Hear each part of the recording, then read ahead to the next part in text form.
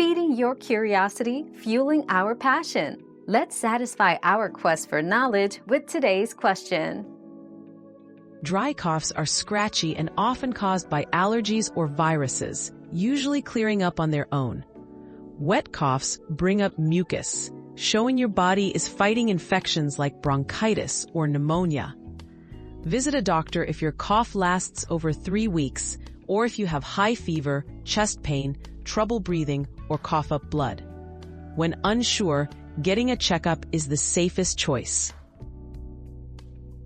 Another mystery solved, but many more await. Keep up with our daily discoveries by subscribing and turning on notifications.